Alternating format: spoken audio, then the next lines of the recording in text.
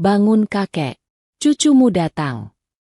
Assalamualaikum sahabat 1000 kisah nyata.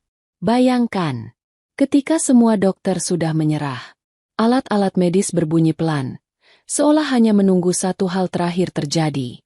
Seorang pria tua, yang dulu disegani dan ditakuti, kini terbaring tak berdaya dalam kondisi koma. Anaknya berdiri di samping ranjang, memohon, berjanji, bahkan rela mengorbankan hidupnya. Namun tetap tidak ada respons. Hingga tiba-tiba, pintu ruang perawatan terbuka. Seorang gadis lusuh berdiri di sana. Tanpa takut, tanpa ragu, ia berteriak dengan suara lantang. Bangun kakek, cucumu datang. Dan saat itulah, sesuatu yang tak pernah tercatat dalam buku medis terjadi. Sahabat, sebelum kita mulai ceritanya, mari semuanya untuk like, share, komen dari daerah mana kalian mendengarkan kisah ini, dan bagi pendengar pertama, selamat datang di channel 1000 Kisah Nyata. Jangan lupa subscribe channel ini ya, agar kamu tidak ketinggalan kisah-kisah penuh inspirasi yang menggetarkan hati lainnya. Kami doakan yang sudah like dan subscribe channel ini semoga rezekinya selalu mengalir deras, segala urusan selalu dipermudah, dan doanya semoga diijabah oleh Allah Subhanahu wa Ta'ala. Amin ya Rabbal Alamin. Jangan lupa juga tekan tombol loncengnya, agar kamu jadi orang pertama yang tahu saat video terbaru hadir. Sekarang mari kita mulai ceritanya. Seorang pria tua yang dulu disegani, kini terbaring tak berdaya di sebuah ruangan kelas atas rumah sakit. Lampu-lampu putih menyala stabil di langit-langit.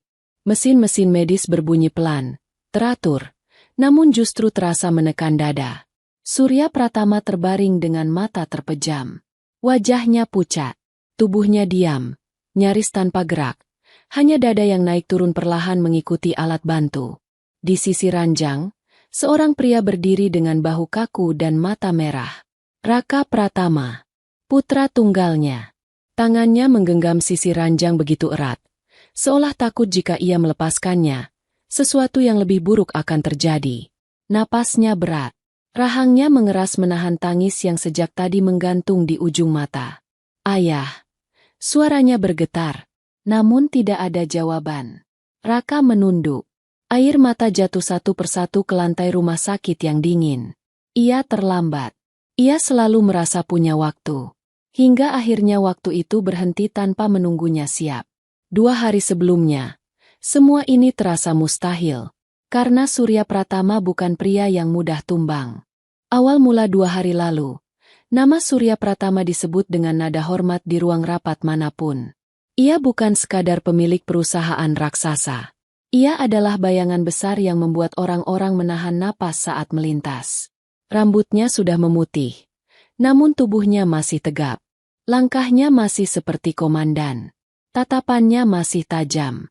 Bahkan ketika usianya melewati 60, ia tetap datang ke kantor pusat sesekali, hanya untuk mengecek. Hanya untuk memastikan. Hanya untuk merasa bahwa semua yang ia bangun dengan keringatnya sendiri masih berdiri kokoh. Pagi itu, gedung perusahaan milik Surya tampak hidup seperti biasa. Kaca-kaca tinggi memantulkan cahaya matahari. Pintu putar berputar tanpa henti. Dan para karyawan bergerak cepat dengan wajah serius. Namun begitu Surya turun dari mobilnya, suasana berubah. Orang-orang yang tadi berjalan cepat mendadak melambat. Yang tadi berbicara mendadak merapikan napas. Satpam berdiri lebih tegak. Resepsionis menunduk lebih dalam. Surya hanya mengangguk singkat. Masuk dengan tenang. Ia tidak membutuhkan pengawalan berlebihan. Semua orang tahu, kehadirannya saja sudah cukup untuk membuat gedung itu diam. Di lantai atas, ruang kerja CEO berdiri seperti singgasana modern. Disitulah putra tunggalnya, Raka Pratama, menghabiskan sebagian besar hidupnya. Raka bukan tipe pria yang suka basa-basi. Ia berbicara seperlunya, menatap seperlunya, dan tersenyum jika memang benar-benar perlu. Di usianya yang sudah melewati 40, wajahnya tetap rapi, tubuhnya tetap terjaga, dan pikirannya tajam seperti pisau. Banyak orang memuji Raka sebagai pemimpin muda yang paling dingin dan paling sukses. Tetapi Surya tidak memuji hal itu. Surya hanya punya satu kegelisahan yang tidak pernah berkurang. Bahkan ketika perusahaan naik berkali-kali lipat, putranya tidak mau menikah. Berkali-kali Surya mengangkat topik itu. Berkali-kali pula Raka menutupnya dengan jawaban yang sama. Tidak sekarang. Belum butuh. Terlalu sibuk. Nanti saja. Surya sudah mencoba cara halus, cara tegas, sampai cara paling melelahkan, yakni mengajak makan malam di rumahnya sendiri. Dan masalahnya, Raka sudah hafal pola itu. Itulah sebabnya ia memilih tinggal di apartemen. Jauh dari rumah besar yang setiap sudutnya terasa seperti jebakan percakapan. Namun hari ini Surya datang ke kantor bukan untuk rapat perusahaan. Ia datang untuk mengunci satu hal yang sudah terlalu lama menggantung. Di ruang CEO yang sejuk dan sunyi, Raka berdiri di dekat jendela besar, menatap kota yang bergerak di bawah sana. Suara pintu terbuka pelan. Raka tidak menoleh, karena langkah itu sudah sangat ia kenal. Surya berdiri di belakangnya. Aku cuma mau memastikan kamu datang makan malam-malam ini. Suara Surya tenang, tapi ada sesuatu yang membuat kalimat itu bukan sekadar undangan. Raka menarik napas pelan. Ayah, aku masih ada rapat. Surya mendekat, berdiri di sampingnya. Selesaikan rapatmu. Setelah itu pulang. Rumah itu rumahmu juga. Raka menelan kata-katanya. Ia sudah ingin berkata tidak. Namun sorot mata Surya kali ini berbeda. Ada tekanan yang tidak biasa, seolah ayahnya tidak sedang meminta, tapi sedang mengumumkan. Ada apa? Raka akhirnya bertanya. Surya menatapnya lama. Tidak ada apa-apa. Aku hanya ingin makan malam dengan anakku. Kalimat itu sederhana, tapi justru itulah yang membuat Raka tidak bisa menghindar. Karena di balik kalimat sederhana itu, ada rasa tua yang mulai muncul. Ada sesuatu yang tidak bisa dijelaskan, namun terasa seperti waktu yang mulai menagih. Malam itu, rumah besar Surya terang benderang. Lampu-lampu gantung menyala hangat. Meja makan panjang yang jarang terisi kini dipenuhi hidangan. Ada sup hangat, ikan bakar, tumis sayur, dan beberapa menu lain yang dibuat dengan sungguh-sungguh oleh koki rumah. Namun ketika Raka akhirnya datang, ia datang bukan seperti anak yang pulang. Ia datang seperti tamu yang terpaksa hadir. Jasnya masih rapi, wajahnya masih datar, dan langkahnya masih berjarak. Ia menyalami ayahnya singkat, lalu duduk. Mereka makan dalam keheningan yang tertata. Suara sendok menyentuh piring terdengar jelas.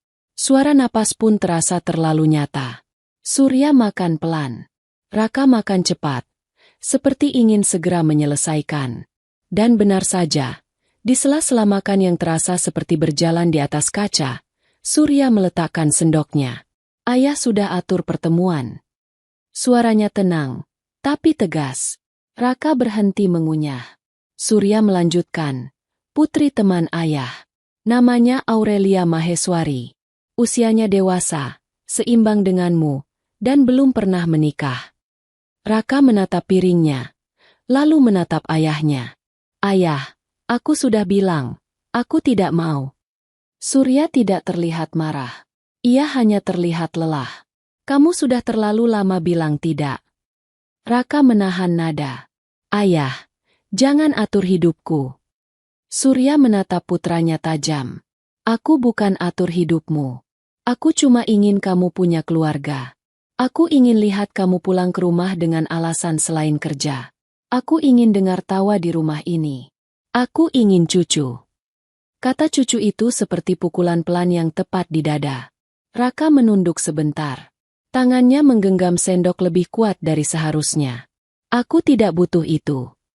Suara Raka rendah, hampir seperti bisikan yang disimpan. Surya menahan napas. Kamu bilang tidak butuh karena kamu tidak pernah mencoba. Raka menatap ayahnya lagi. Aku tetap tidak mau. Surya mengangguk pelan, seolah menerima bahwa putranya keras kepala. Tapi ia tidak menyerah. Besok sore, di restoran Sagara Teraj, kamu datang. Surya menatap Raka tanpa ruang untuk tawar-menawar. Sekali ini saja. Temui dia. Setelah itu terserah kamu. Raka ingin berdiri, ingin pergi. Namun ia melihat mata ayahnya. Dan kali ini ia melihat sesuatu yang membuat langkahnya tertahan. Mata itu bukan hanya tegas. Mata itu seperti menyimpan ketakutan yang tidak diucapkan. Raka menelan amarahnya. Baik. Itu saja yang keluar dari mulutnya, meski terdengar seperti mengalah setengah hati. Surya tidak tersenyum lebar. Ia hanya mengangguk, seolah satu langkah kecil itu adalah kemenangan yang sudah lama ia tunggu. Keesokan sore, restoran Sagara Teraj berdiri elegan di tengah kota.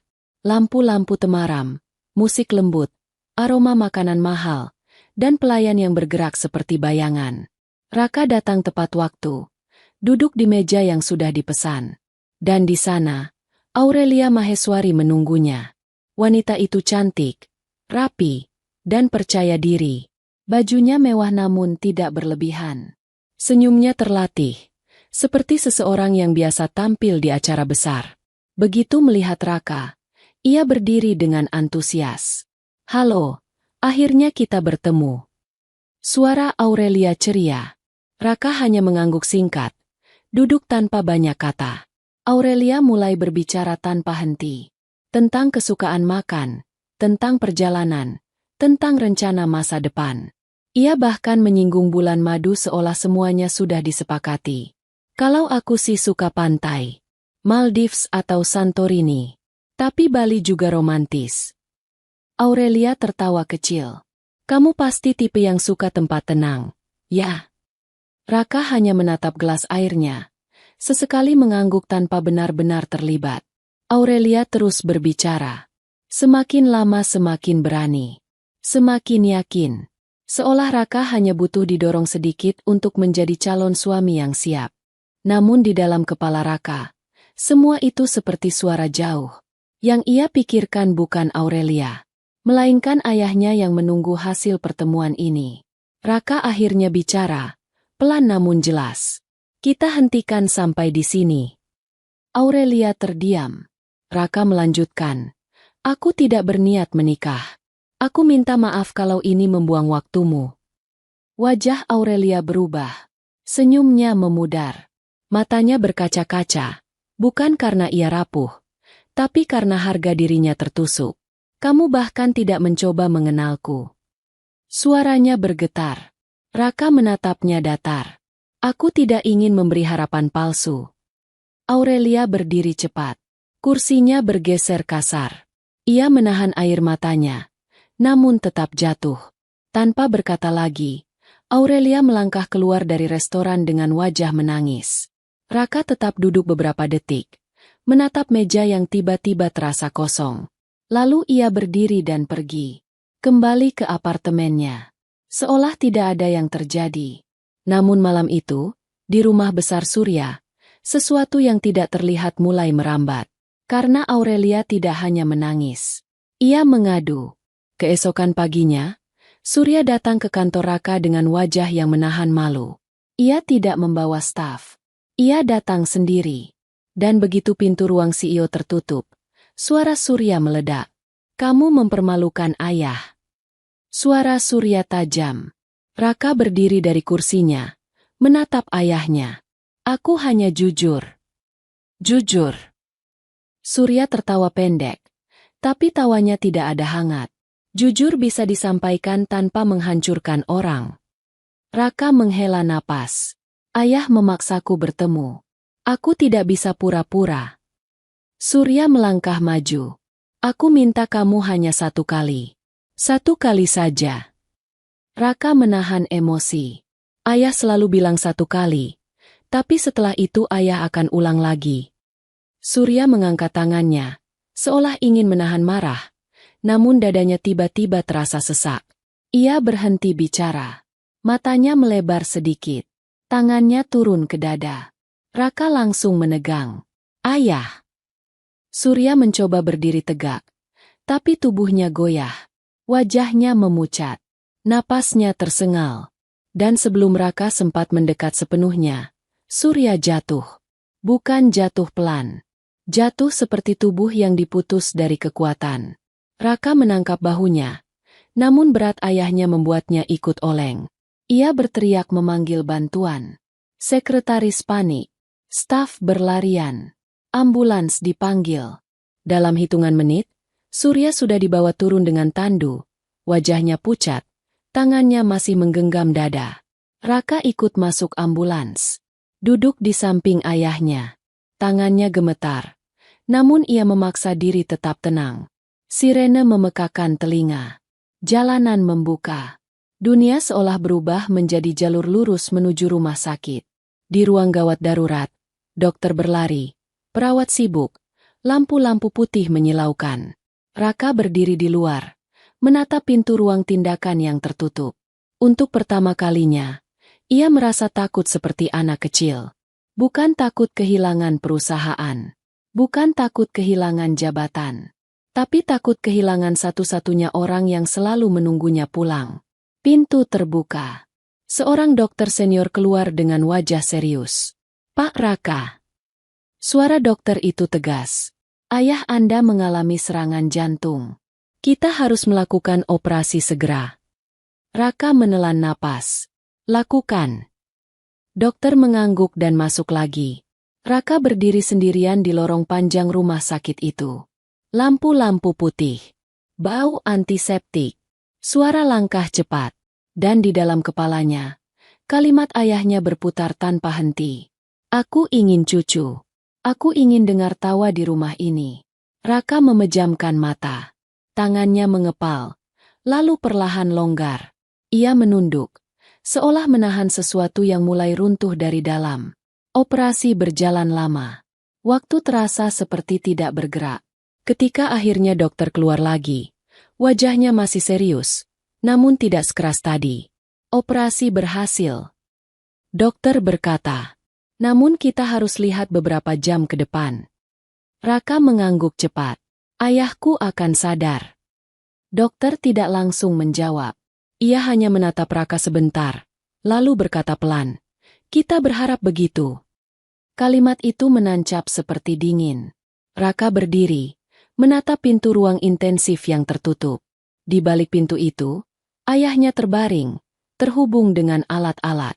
Dan untuk pertama kalinya, Raka merasa seluruh hidupnya yang rapi dan terkontrol mulai retak dari satu titik kecil.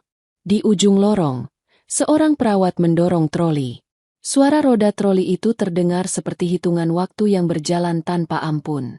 Raka menatap lurus. Matanya merah namun ia menahan air mata. Di saat yang sama, ia tidak tahu bahwa malam ini adalah awal dari sesuatu yang jauh lebih besar. Bukan hanya tentang ayahnya yang terbaring. Bukan hanya tentang perjodohan yang gagal. Melainkan tentang rahasia yang akan muncul dari pintu ruangan kelas atas itu. Rahasia yang akan datang dengan pakaian lusuh, suara lantang, dan kalimat yang terdengar mustahil. Namun semua itu belum terjadi malam ini. Malam ini, hanya ada satu hal yang memenuhi lorong rumah sakit itu. Ketakutan seorang anak yang baru sadar. Ia mungkin sudah terlalu lama menolak pulang. Lampu ruang perawatan intensif menyala tanpa henti. Cahaya putihnya tidak pernah benar-benar redup. Seolah waktu di ruangan itu berhenti pada satu titik yang sama. Surya Pratama terbaring diam. Dadanya naik turun pelan mengikuti alat bantu. Selang-selang menempel di tubuhnya, monitor berbunyi teratur. Namun suara itu justru membuat Raka merasa semakin jauh dari kenyataan. Raka berdiri di balik kaca, menatap ayahnya tanpa berkedip. Jasnya masih rapi, namun wajahnya kusut. Matanya merah, bukan karena menangis, tetapi karena menahan sesuatu yang terlalu berat untuk keluar. Seorang dokter mendekat pelan. "Pak Raka, untuk sementara ayah Anda masih harus diobservasi. Kondisinya stabil, tapi belum sadar." Raka mengangguk. "Berapa lama?" Dokter itu menarik napas. "Sulit dipastikan. Bisa beberapa jam. Bisa lebih lama." Kalimat itu menggantung. Tidak memberi kepastian. Tidak memberi pegangan. Raka masuk ke ruangan setelah mendapat izin singkat. Bau antiseptik langsung menyambut. Suara mesin berdengung pelan. Ia melangkah perlahan, seperti takut langkahnya sendiri bisa merusak sesuatu. Ia berdiri di sisi ranjang, menatap wajah ayahnya yang pucat. Wajah yang dulu selalu tegas, kini diam tak berdaya. "Maaf." Suara Raka keluar lirih. Hampir tak terdengar. Ia menunduk sedikit. Tangannya gemetar saat menyentuh punggung tangan Surya. Aku tahu aku keras kepala. Raka menelan napas. Aku tahu aku selalu membantah. Mesin di samping ranjang berbunyi teratur. Tidak ada jawaban. Raka mengusap wajahnya, lalu melanjutkan dengan suara lebih rendah. Ayah selalu bilang ingin cucu. Selalu bilang aku terlambat. Ia tertawa pendek, hambar. Padahal aku yang takut. Kalimat itu akhirnya keluar. Bukan kepada siapapun. Bukan kepada dokter. Bukan kepada ayahnya yang tertidur. Melainkan kepada dirinya sendiri. Aku takut membuat orang lain kecewa. Raka berkata pelan. Aku takut mengulang kesalahan. Ia menarik napas panjang. Tapi kalau ayah bangun, aku janji. Raka mendekatkan wajahnya ke telinga Surya. Aku bersedia menikah. Aku tidak akan menolak lagi. Ayah boleh atur apapun. Tidak ada perubahan. Surya tetap diam. Mesin tetap berbunyi. Namun Raka tetap berdiri di sana lama sekali. Seolah berharap kata-kata itu akan menemukan jalannya sendiri. Hari berganti. Malam berganti. Dan Surya tetap tidak sadar. Kabar tentang kondisi Surya cepat menyebar. Para direksi datang silih berganti. Rekan bisnis mengirim karangan bunga. Pesan-pesan masuk tanpa henti. Namun Raka jarang menjawab. Ia jarang ke kantor. Dan perusahaan mulai merasakannya. Rapat penting tertunda. Keputusan besar menunggu tanda tangan. Saham bergerak pelan ke arah yang tidak diinginkan. Beberapa orang mulai berbisik. Tentang CEO yang terlalu emosional. Tentang perusahaan yang kehilangan fokus. Akhirnya, Raka terpaksa kembali ke kantor. Bukan karena ingin. Melainkan karena harus. Setiap pagi ia datang ke rumah sakit lebih dulu. Duduk di samping ayahnya. Berbicara sendiri. Berjanji. Menyalahkan diri. Lalu siang hari ia pergi ke kantor dengan wajah dingin yang dipaksakan. Malam hari ia kembali. Duduk lagi di kursi yang sama. Hari demi hari berlalu seperti itu. Dokter-dokter terbaik dipanggil. Spesialis dari luar negeri didatangkan. Pemeriksaan dilakukan ulang. Semua hasil menunjukkan satu hal yang sama. Operasi sukses. Jantung stabil. Namun kesadaran tidak kembali. Ada kemungkinan koma berkepanjangan. Seorang dokter berkata hati-hati. Kalimat itu seperti palu. Raka berdiri di lorong rumah sakit. Memandangi lantai mengilap. Ia menutup mata sebentar. Lalu membukanya lagi. Ia tidak boleh jatuh. Tidak sekarang. Suatu sore, ketika Raka sedang memimpin rapat penting di lantai atas kantor pusat, ponselnya bergetar tanpa henti. Ia mengabaikan getaran pertama, kedua, ketiga, hingga akhirnya sekretarisnya mencondongkan tubuh dan berbisik. Pak, ini dari rumah sakit. Raka langsung berdiri. Kursinya bergeser keras. Lanjutkan rapat tanpa saya, katanya singkat. Ia keluar ruangan tanpa menoleh. Langkahnya cepat. Ia menekan ponsel. Apa yang terjadi? Suara perawat terdengar tegang. Pak Raka, ayah Anda mengalami kejang. Sudah kami tangani, tapi... Bilang ke dokter, aku ke sana sekarang. Raka memotong. Ia mematikan sambungan. Tangannya dingin. Di dalam mobil melaju kencang. Di rumah sakit, suasana jauh lebih tegang dari sebelumnya. Beberapa dokter berdiri di depan ruang perawatan. Perawat keluar masuk dengan wajah serius. Raka menerobos masuk. Ayahku. Seorang dokter menahannya. Pak Raka, kami sudah beri obat penenang. Tapi kejangnya muncul lagi. Dari balik kaca, Raka melihat tubuh ayahnya bergetar. Wajah Surya menegang. Tangannya mencengkeram udara kosong. Kenapa tidak berhenti? Raka berteriak tertahan. Dokter menunduk. Kami sudah lakukan semua prosedur. Kata semua prosedur terdengar seperti akhir. Raka masuk tanpa peduli. Ia berdiri di samping ranjang. Suaranya bergetar. Ayah, aku di sini. Tidak ada respons. Dokter-dokter berdiri mengelilingi. Alat-alat berbunyi cepat. Perawat sibuk. Dan di tengah kekacauan itu, suara lain tiba-tiba terdengar. Bukan suara dokter. Bukan suara mesin. Suara langkah kecil di koridor. Semua orang terlalu fokus pada pasien hingga tidak menyadari pintu ruangan terbuka sedikit. Seorang gadis berdiri di sana. Pakaiannya lusuh. Rambutnya diikat seadanya. Wajahnya pucat. Namun matanya tajam. Ia menatap ke dalam ruangan sejenak. Lalu melangkah maju tanpa ragu.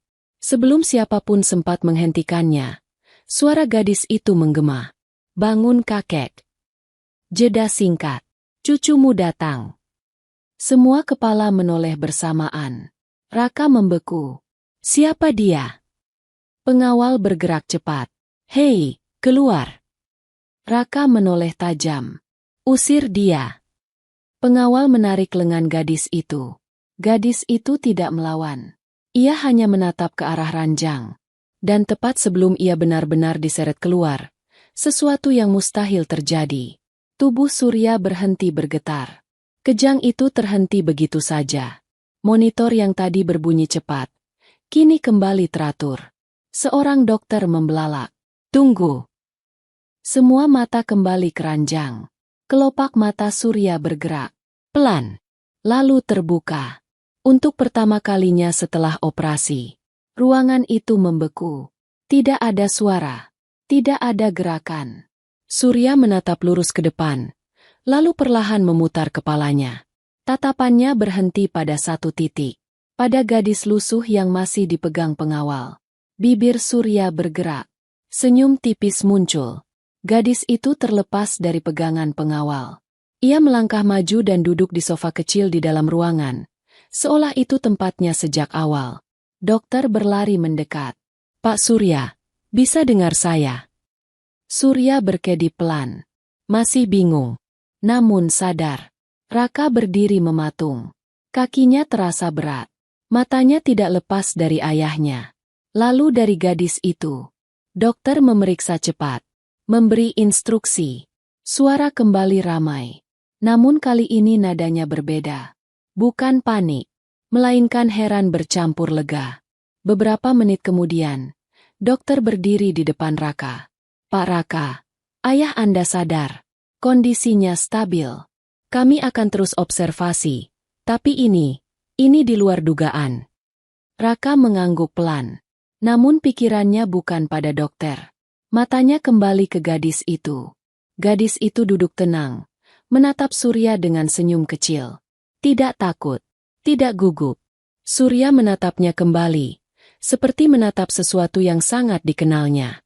Setelah dokter keluar, ruangan menjadi lebih sunyi. Raka akhirnya melangkah mendekat. Siapa kamu? Suaranya dingin, namun ada getar yang tidak bisa disembunyikan. Gadis itu menoleh sebentar. Aku cucu kakek. Surya tersenyum. Raka menggeleng kecil. Ini tidak masuk akal. Surya mengangkat tangan sedikit. Dia cucuku. Raka menatap ayahnya. Lalu menatap gadis itu lagi. Siapa ayahmu? Gadis itu menjawab tanpa ragu. Ayahku Raka Pratama. Dan kakekku Suraya Pratama. Kata itu jatuh seperti benda berat di dada Raka. Ruang itu terasa berputar. Surya tersenyum lebih lebar. Sementara Raka berdiri terpaku, menatap gadis lusuh itu seolah dunia baru saja membuka pintu yang selama ini terkunci rapat.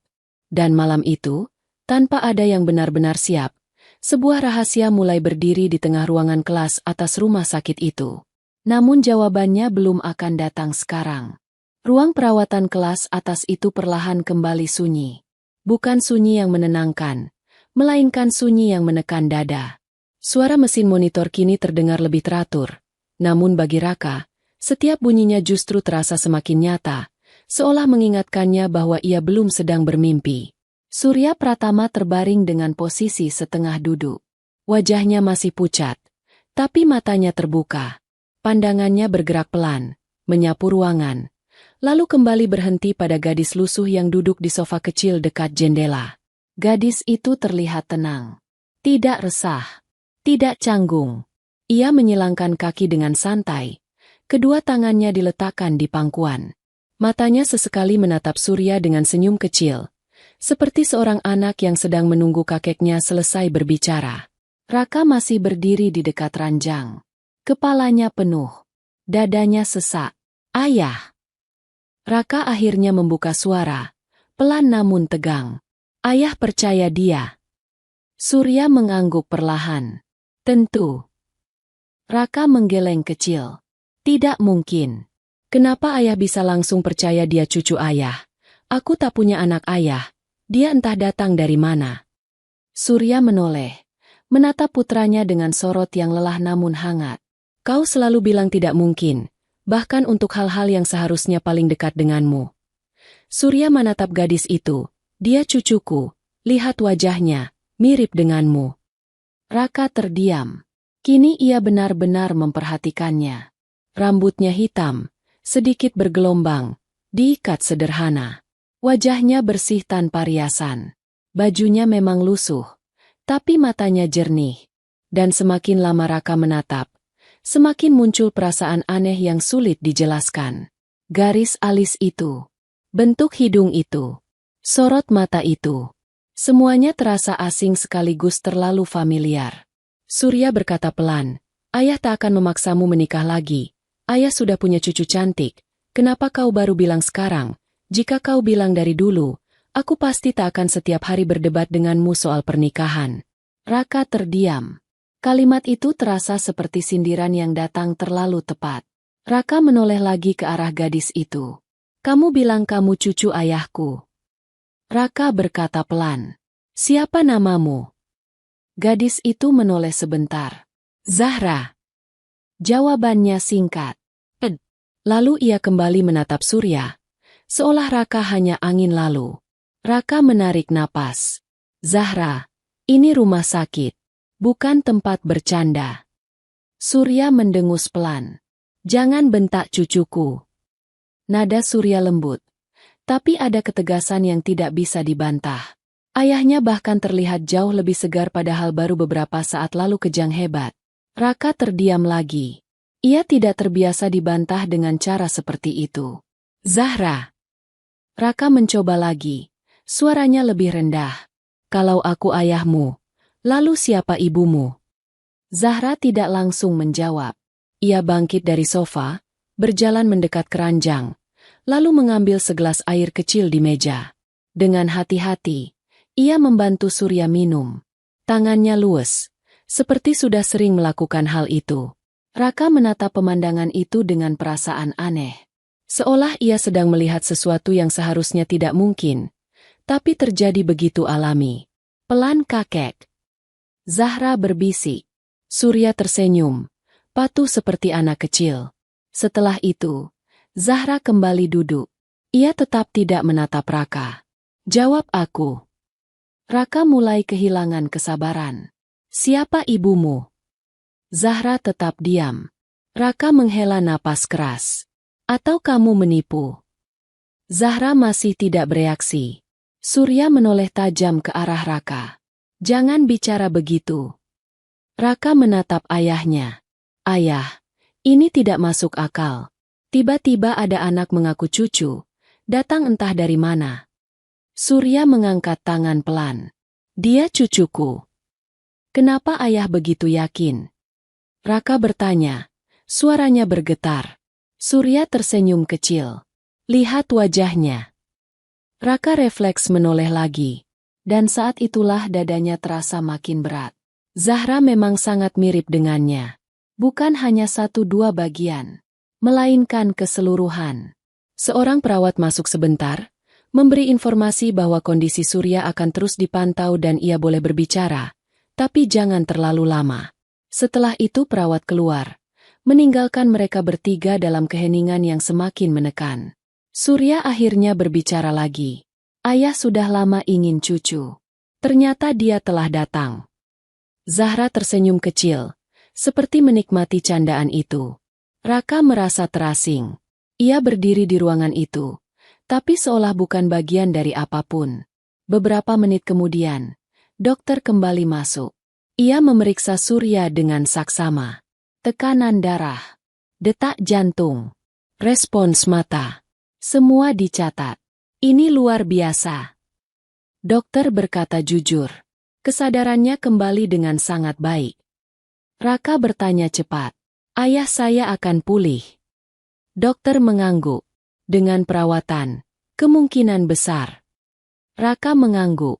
Namun pikirannya masih tertinggal pada satu hal lain. Setelah dokter keluar, Surya terlihat lebih segar. Ia menatap Raka lama, lalu berkata dengan suara pelan namun jelas. Kau kembali saja dan datang besok. Ayah ingin bicara. Raka mengangguk otomatis. Ayah tidak ingin melihat wajahmu sekarang. Raka membeku mendengarnya. Surya lalu menoleh ke Zahra. Kau tetap di sini saja. Jangan kemana-mana.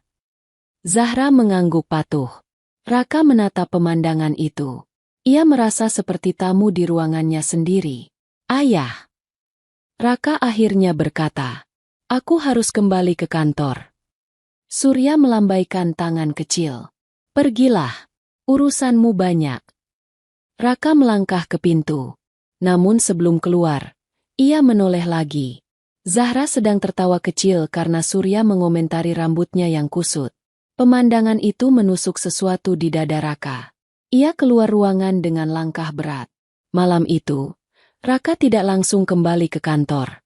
Ia duduk lama di dalam mobil, memandangi gedung rumah sakit dari kejauhan.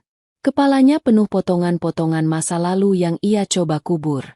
Wajah seorang wanita, suara tawa lama, dan satu kalimat yang dulu ia ucapkan dengan dingin. Aku tidak bisa punya anak. Pagi harinya, Raka kembali ke rumah sakit. Ia tidak langsung masuk ke ruangan ayahnya. Di koridor, ia melihat pemandangan yang membuat langkahnya terhenti. Bukan lagi dengan baju lusuh. Kini gadis itu mengenakan pakaian baru. Sederhana, tapi bersih dan rapi. Rambutnya disisir lebih baik. Wajahnya tampak lebih cerah. Dan yang paling membuat Raka tercekat adalah satu hal. Ia benar-benar seperti dirinya. Versi lebih muda. Versi perempuan. Zahra berjalan sambil membawa nampan kecil. Ia masuk ke ruangan Surya.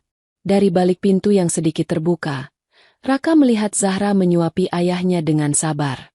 Kau harus makan, kakek. Zahra berkata. Surya tersenyum lebar. Cucuku cerewet. Zahra mendengus kecil. Kakek bandel. Raka berdiri mematung. Ia tidak ingat kapan terakhir kali ayahnya tertawa seperti itu. Beberapa saat kemudian, Surya berkata keras, seolah tahu Raka ada di luar. Masuklah, jangan menguping. Raka terkejut, lalu masuk. Surya menatapnya dengan senyum geli.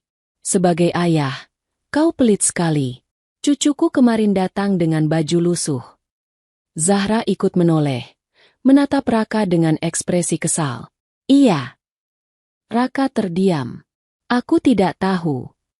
Surya tertawa pelan. Makanya ayah suruh pengawal membelikan baju. Zahra mengangguk setuju. Kakek baik. Raka merasa disingkirkan.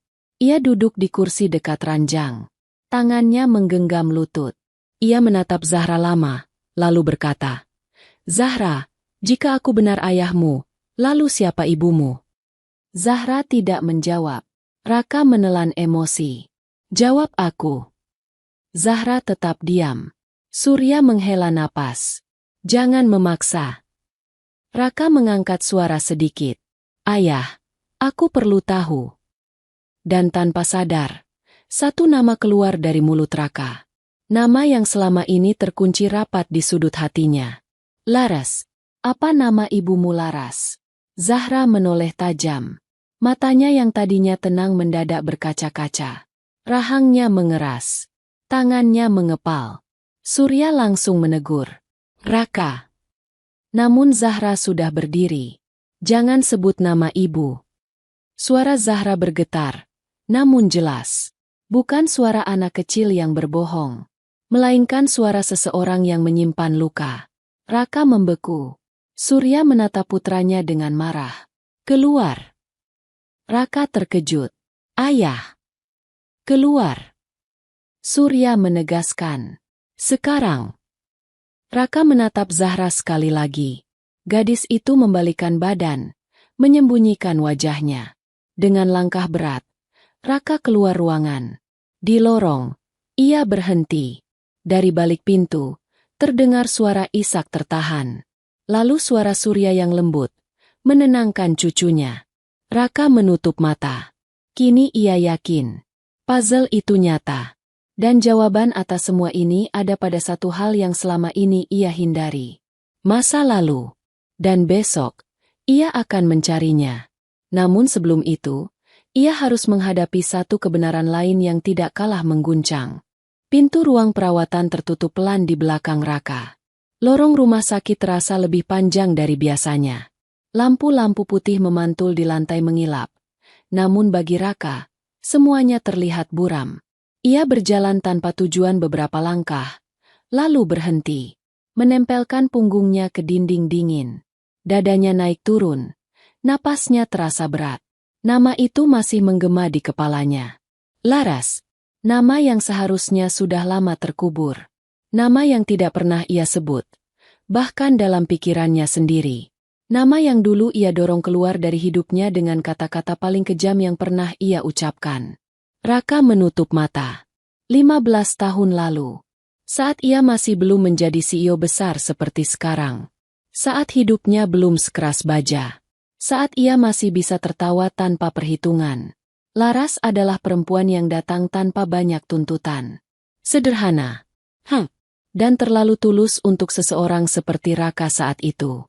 Ia mengingat jelas wajah Laras ketika duduk di hadapannya di sebuah klinik kecil. Wajah Laras pucat. Tapi tangannya menggenggam tangannya erat. Dokter di hadapan mereka berbicara pelan. Tapi setiap kata terasa seperti palu. Hasil pemeriksaan menyatakan satu hal. Ia tidak bisa memiliki anak. Dokter itu berbicara panjang lebar, menggunakan istilah medis yang rumit. Namun Raka hanya menangkap satu kalimat yang menancap di kepalanya. Kemungkinan sangat kecil untuk memiliki keturunan. Saat itu, Raka merasa seluruh hidupnya runtuh dalam satu detik. Bukan karena ia ingin anak, melainkan karena ia tahu, dunia akan menilainya. Ia tahu ayahnya. Ia tahu harapan keluarga. Ia tahu tekanan yang akan datang. Dan yang paling menyakitkan, ia menatap Laras dan merasa seolah perempuan itu akan menjadi saksi dari kegagalannya. Beberapa hari setelah pemeriksaan itu, Raka berubah. Ia menjadi dingin, pendiam, menjauh.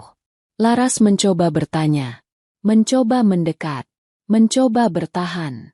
Hingga suatu sore, Laras datang ke apartemen Raka dengan wajah pucat dan tangan gemetar. Dia membawa sebuah benda kecil yang harus diketahui Raka.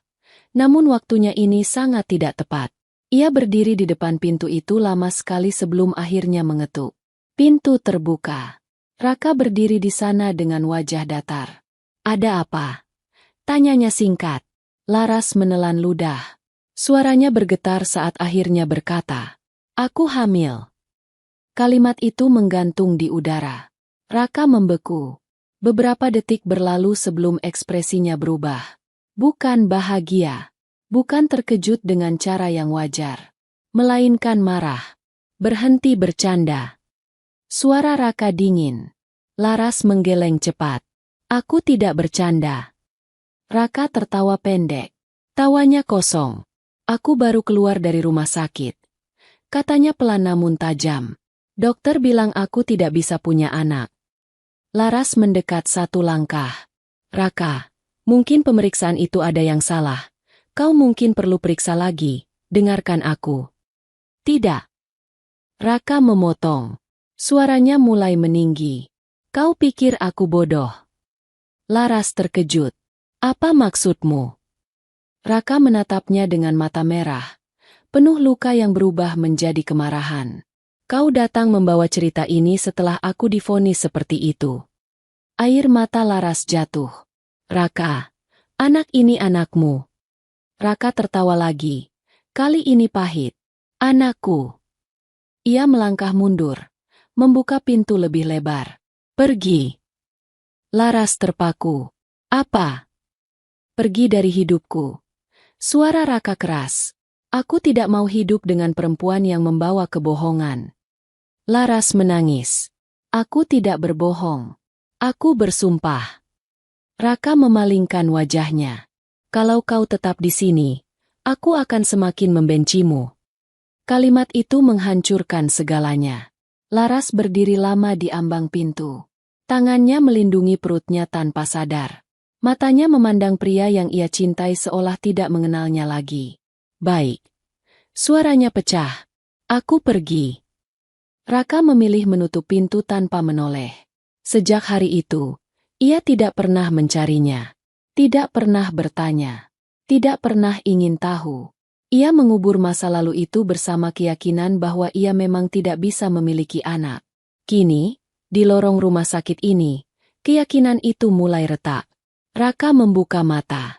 Dan untuk pertama kalinya setelah bertahun-tahun, ia merasakan ketakutan yang berbeda. Bukan takut kehilangan, melainkan takut menghadapi kebenaran. Pagi itu juga, Raka meninggalkan rumah sakit lebih cepat dari biasanya. Ia tidak masuk ke ruang perawatan ayahnya. Ia tidak menemui Zahra. Ia langsung menuju mobil. Tujuannya bukan kantor. Tujuannya sebuah klinik. Klinik itu tidak besar. Terletak di sudut kota.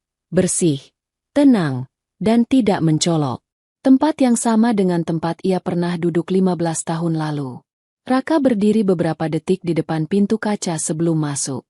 Tangannya mengepal. Napasnya ditarik dalam. Di dalam, aroma antiseptik yang sama menyambutnya.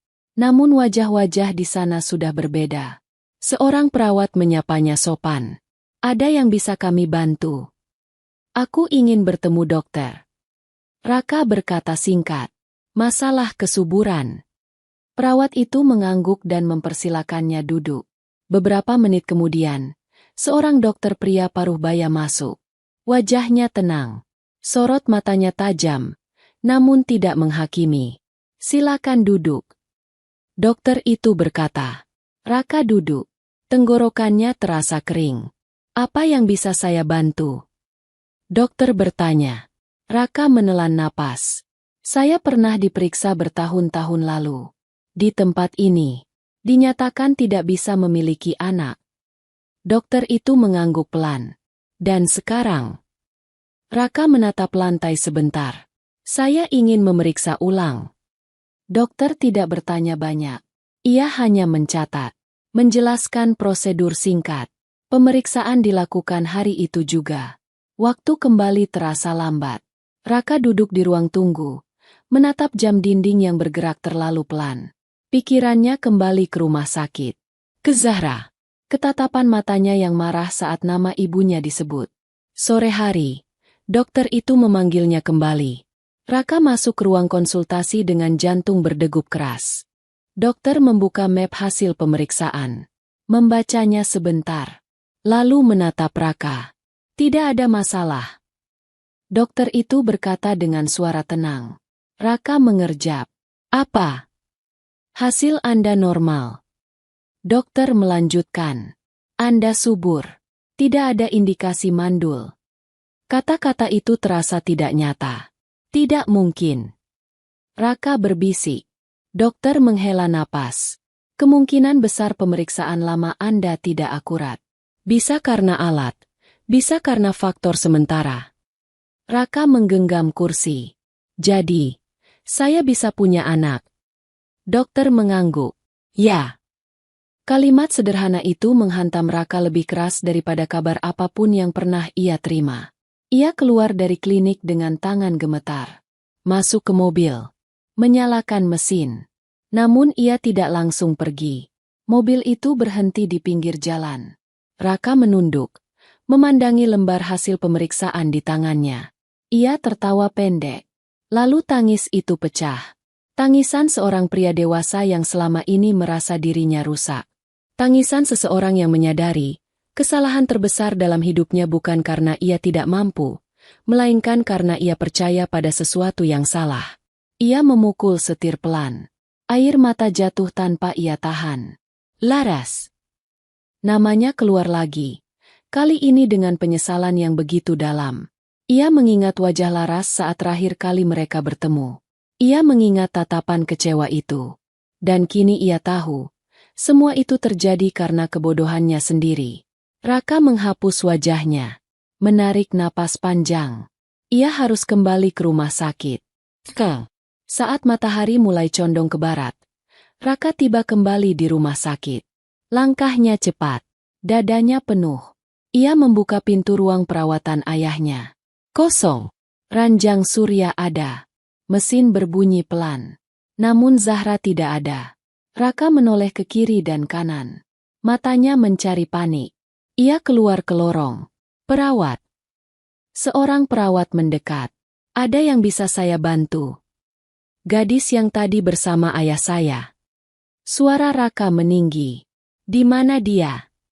Perawat itu berpikir sebentar. Oh, yang itu. Sepertinya keluar sebentar. Mungkin ke taman. Raka langsung berlari. Taman rumah sakit tidak besar. Namun dipenuhi pepohonan dan bangku-bangku kecil. Sore itu angin bertiup pelan. Raka menyapu pandangan. Dan di sanalah ia melihatnya. Zahra duduk di bangku. Menunduk. Tangannya memegang sepatu baru yang masih bersih. Matanya menatap ujung sepatunya sendiri. Raka melangkah mendekat perlahan. Zahra. Suaranya parau. Zahra tidak menoleh. Raka berdiri di depannya. Aku tahu aku salah. Zahra mengangkat kepala perlahan. Matanya merah. Namun tatapannya keras. Raka berlutut di depannya. Aku minta maaf. Suaranya bergetar. Maaf karena aku tidak ada. Maaf karena aku menyakiti ibumu. Zahra menahan napas. Air mata jatuh. Raka memeluknya. Zahra kaku sesaat. Lalu tangisnya pecah dan ia membalas pelukan itu. Tangannya memukul dada Raka pelan berulang kali. Kenapa? Zahra terisak. Kenapa ayah jahat sama ibu? Raka menutup mata. Karena ayah bodoh. Tangisan Zahra perlahan mereda. Mereka duduk berdampingan. Di mana ibumu sekarang? Raka bertanya pelan. Zahra menunduk. Baik. Dia marah. Raka menebak. Zahra mengangguk. Lalu menggeleng. Tapi lebih sedih. Raka menelan napas. Bagaimana kamu menemukan aku? Zahra berbisik. Aku membaca buku harian ibu. Di sana ada nama ayah. Aku putuskan jika ibu tak mau mengantarku menemui ayah, aku akan menemuinya sendiri. Raka tersenyum kecil. Pahit. Ia bisa membayangkan Laras menulis dengan hati yang remuk. Aku harus menemui ibumu. Raka berkata mantap. Zahra menatapnya ragu. Ibu marah sekali. Sebenarnya, Zahra kabur. Ibu sekarang pasti marah karena Zahra tak pulang-pulang. Dan kalau ibu sedang marah, itu sangat menakutkan. Raka tertawa mengangguk. Aku tahu dia memang pemarah. Tapi aku harus. Matahari hampir tenggelam saat mereka berdiri. Raka menatap Zahra dengan senyum kecil. Tapi ibumu juga pasti khawatir. Pulanglah. Ayah akan antar. Zahra mengangguk pelan. Di balik jendela lantai atas, Surya Pratama menatap pemandangan itu dengan mata berkaca-kaca. Ia tersenyum pelan. Karena untuk pertama kalinya, ia melihat putranya tidak lagi lari. Dan esok hari, kebenaran yang paling sulit akan benar-benar dihadapi. Perjalanan menuju rumah Zahra berlangsung dalam diam. Mobil melaju perlahan menembus jalanan sore yang mulai lengang. Lampu-lampu jalan menyala satu persatu, memantulkan cahaya kekuningan di kaca mobil. Raka memegang setir dengan kedua tangan, sesekali melirik ke kursi penumpang. Zahra duduk diam, menatap keluar jendela. Wajahnya tenang, namun matanya menyimpan sesuatu yang berat. Raka ingin berbicara, ingin bertanya banyak hal. Namun setiap kali ia membuka mulut, kata-katanya seolah tertahan di tenggorokan. Ia takut salah bicara. Ia takut melukai lagi. Ayah.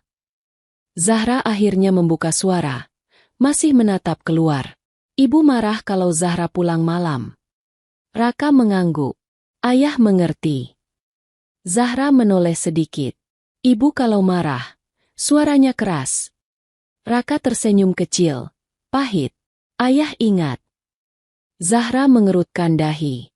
Ayah ingat. Raka terdiam. Ia baru sadar. Kalimat itu terdengar aneh. Namun Zahra tidak bertanya lagi. Mobil berbelok masuk ke jalan yang lebih kecil. Aspalnya tidak terlalu mulus. Rumah-rumah berdiri rapat. Sebagian dengan pagar sederhana, sebagian tanpa. Tidak ada kemewahan di sana. Tidak ada gerbang tinggi.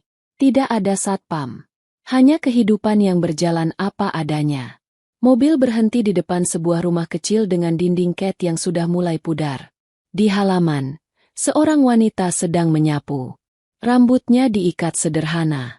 Bajunya bersih namun jelas bukan baru. Gerakannya cekatan, seperti seseorang yang terbiasa mengurus segalanya sendiri. Begitu Zahra membuka pintu mobil, wanita itu menoleh. Wajahnya berubah seketika. Zahra. Wanita itu berlari kecil. Zahra. Zahra turun dan langsung dipeluk erat. Tangisan pecah. Pelukan itu berubah menjadi cubitan kecil dan pukulan ringan di punggung Zahra. Kamu kemana saja? Suara wanita itu bergetar marah bercampur lega. Ibu hampir gila. Ibu. Zahra terisak. Maaf. Wanita itu berhenti memarahi. Ia mengusap wajah Zahra dengan kedua tangannya, memeriksa seolah memastikan anaknya benar-benar ada di depannya. Barulah ia menyadari satu hal. Pakaian Zahra. Bajumu. Wanita itu terdiam. Ini dari mana? Zahra hendak menjawab, namun langkah kaki lain terdengar. Raka turun dari mobil. Wanita itu menegang. Refleks. Ia menarik Zahra ke belakang punggungnya. Sikapnya berubah protektif. Tatapan mereka bertemu. Waktu seperti berhenti. Raka membuka mulut. Laras.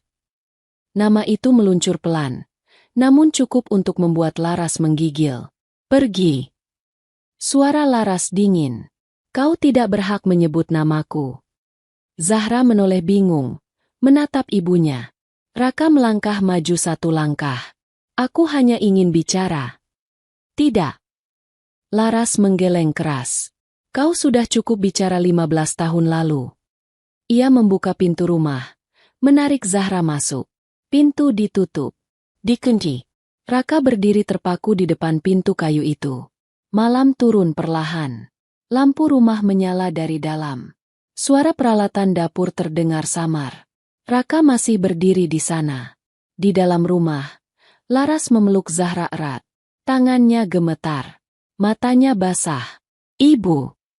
Zahra berbisik. Ayah datang untuk minta maaf. Laras menahan napas. Dia bukan ayahmu. Zahra menunduk. Ibu bohong. Laras terdiam. Zahra mengangkat wajah. Ibu selalu bilang ayah Zahra pergi jauh. Tapi di buku harian ibu, ada namanya. Laras memejamkan mata. Ibu marah karena ayah jahat. Zahra melanjutkan pelan. Tapi kakek baik. Ayah juga. Ayah menangis. Laras menoleh tajam. Kau lihat dia menangis. Zahra mengangguk. Di taman rumah sakit. Laras duduk di lantai. Punggungnya bersandar ke lemari. Tangisnya pecah pelan. Di luar, Raka masih berdiri. Ia tidak tahu harus berbuat apa selain menunggu. Waktu berlalu. Malam semakin larut. Akhirnya, Raka melangkah mundur. Duduk di depan pintu. Ia mengeluarkan kertas dan pena dari mobilnya. Tangannya bergetar saat mulai menulis. Ia menulis perlahan. Tentang penyesalan. Tentang kebodohan. Tentang cinta yang dulu ia tolak karena takut. Ia menulis tanpa membela diri. Tanpa alasan. Ia melipat kertas itu, menyelipkannya di bawah pintu. Lalu ia kembali duduk, bersandar pada tembok rumah. Di dalam kamar, Laras tak bisa tidur. Zahra sudah tidur di pelukannya. Laras putuskan keluar kamar, dan memeriksa. Lelaki itu pasti sudah pergi kan. Dari jendela masih terlihat mobil itu. Namun pria itu tak terlihat, dan ketika Laras melihat secari kertas di bawah pintu, ia mengambilnya dengan ragu. membacanya perlahan. Air matanya jatuh satu persatu. Ia membuka gorden jendela sedikit. Melihat Raka duduk di luar tepat di depan pintu, tertunduk, tidak bergerak. Malam itu, pintu tidak dibuka. Namun pagi datang dengan keheningan yang berbeda. Laras membuka pintu perlahan. Raka masih ada di sana. Ia tertidur duduk, punggung bersandar ke dinding. Laras menatap lama. Wajah yang dulu ia cintai. Wajah yang dulu menyakitinya. Ia menarik napas panjang. Masuk. Suaranya pelan. Raka terbangun. Menatap Laras tak percaya. Di dalam rumah sederhana itu, Zahra sudah duduk di meja makan. Matanya berbinar. Mereka makan bersama. Tanpa kata-kata manis. Namun tanpa pertengkaran. Untuk pertama kalinya, sebuah keluarga duduk di satu meja. Meski luka lama masih ada. Dan pagi itu, jauh di rumah sakit, Surya Pratama menatap jendela dengan senyum kecil. Karena ia tahu, perlahan, apa yang terpisah mulai menemukan jalannya kembali. Namun perjalanan ini belum selesai. Masih ada luka yang harus benar-benar disembuhkan. Pagi itu terasa asing bagi Raka. Ia terbangun bukan di apartemennya yang sunyi, melainkan di ruang tamu rumah sederhana milik Laras. Langit-langitnya rendah. Dindingnya tidak sempurna. Namun ada kehangatan yang tidak pernah ia rasakan selama bertahun-tahun. Dari dapur terdengar suara alat masak. Aroma nasi hangat dan tumisan sederhana menyusup pelan. Raka duduk perlahan. Kepalanya masih berat, bukan karena kurang tidur, melainkan karena perasaan yang bercampur aduk. Ia menatap sekeliling. Tidak ada kemewahan. Tidak ada lukisan mahal. Tidak ada sofa empuk. Namun rumah itu hidup. Zahra muncul dari dapur sambil membawa 2 piring. Wajahnya cerah, seolah malam panjang kemarin tidak pernah ada. Ayah sudah bangun, katanya singkat. Raka tersenyum kecil. Kata itu masih terdengar asing, tapi hangat. Di dapur, Laras berdiri membelakangi mereka. Tangannya cekatan mengaduk masakan. Gerakannya sama seperti dulu. Tidak berubah. Hanya ada satu hal yang berbeda. Ia tidak lagi menjauh. Mereka makan pagi dengan sederhana. Nasi, telur, sayur tumis. Tidak ada pembicaraan berat. Tidak ada pertanyaan tajam. Zahra bercerita tentang sekolahnya yang terhenti karena biaya. Tentang keinginannya menjadi perawat. Tentang kakeknya yang menurutnya cerewet tapi baik. Laras hanya mendengarkan. Sesekali menegur Zahra agar tidak bicara sambil mengunyah. Raka memperhatikan semuanya. Dan di sanalah ia sadar. Ia telah kehilangan semua ini selama bertahun-tahun. Setelah sarapan, Raka berdiri. Aku harus kembali ke rumah sakit. Ayah pasti menunggu. Laras mengangguk. Kami ikut. Perjalanan ke rumah sakit terasa berbeda. Tidak lagi sunyi. Zahra duduk di tengah. Berbicara tanpa henti. Sesekali tertawa. Sesekali menyela. Ketika mereka tiba, Surya sudah duduk di ranjang dengan bantuan perawat. Wajahnya jauh lebih segar. Begitu melihat Zahra, matanya langsung berbinar. Kakek. Zahra berlari kecil. Surya tertawa pelan. Cucuku. Zahra memeluknya erat. Surya mengusap kepala cucunya dengan penuh sayang. Lalu matanya menoleh ke Laras. Tatapan itu lama. Dalam. Penuh penyesalan. Terima kasih. Suara Surya lirih. Kau membesarkan cucuku dengan baik. Laras menunduk. Dia anak yang kuat. Surya mengangguk. Seperti ibunya. Raka berdiri agak jauh. Ia ingin mendekat, tapi juga merasa tidak pantas. Namun Surya memanggilnya. Duduk. Katanya. Raka duduk di kursi dekat ranjang. Surya menatap putranya lama. Ayah sudah lama tahu kau menyimpan sesuatu. Raka menunduk. Maaf. Surya menggeleng pelan. Ayah tidak marah. Ayah hanya menyesal tidak lebih peka. Zahra menoleh. Kakek, ayah tadi tidur di depan pintu. Surya mengangkat alis. Pantas. Zahra tersenyum puas. Hari-hari berikutnya berlalu dengan perubahan kecil tapi nyata. Surya semakin pulih. Raka mulai sering tersenyum.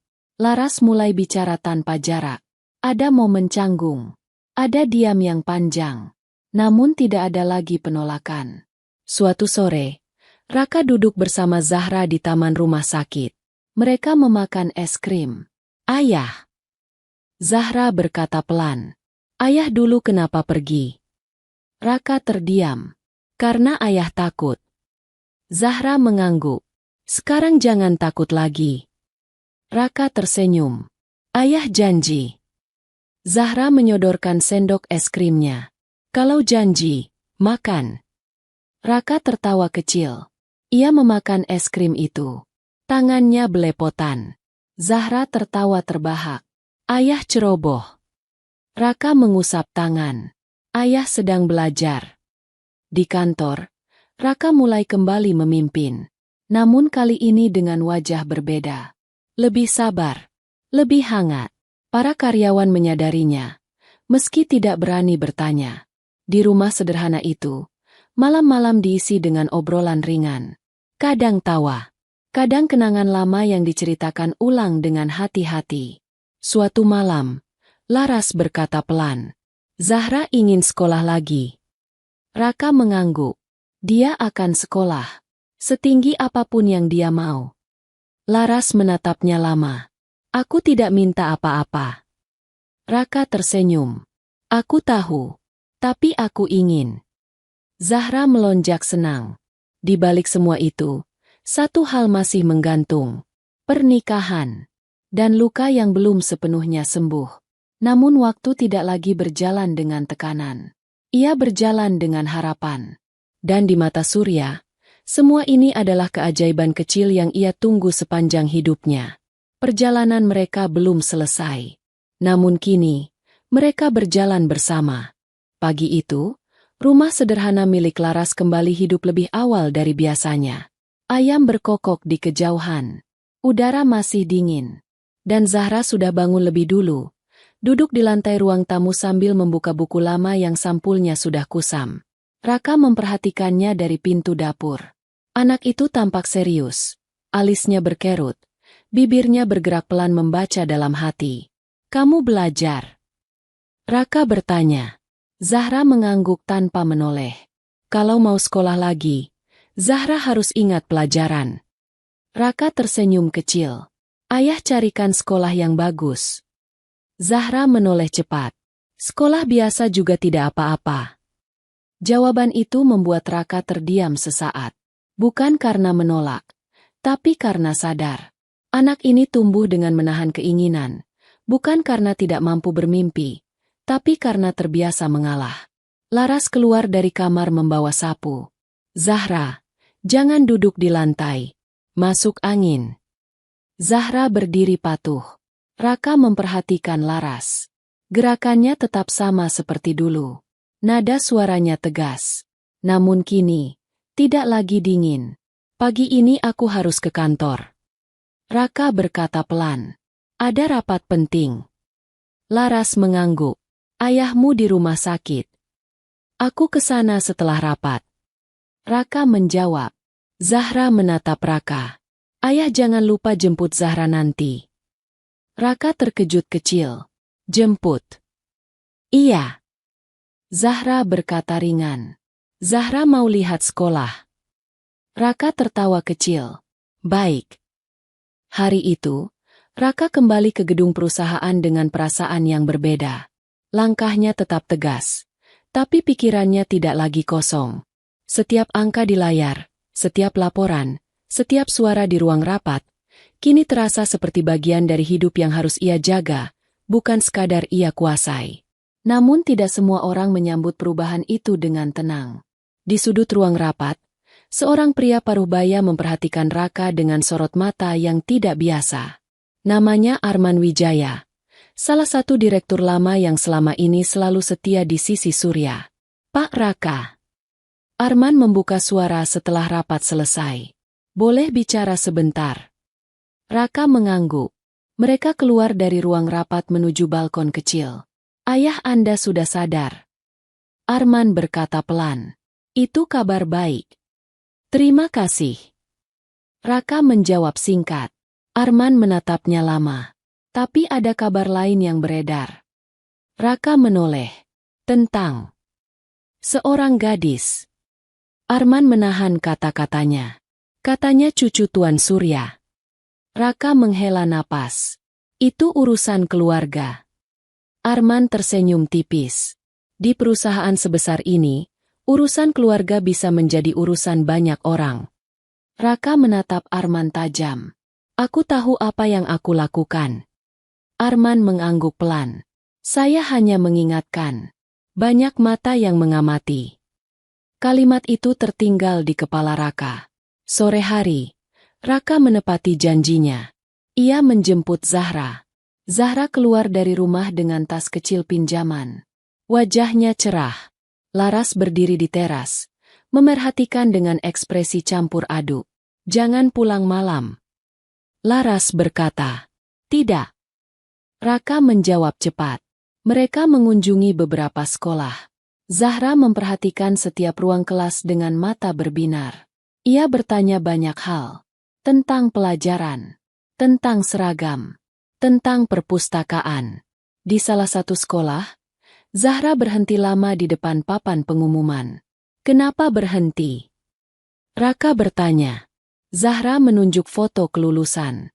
Zahra ingin seperti mereka. Raka menelan napas. Kamu akan lebih dari itu. Zahra tersenyum kecil.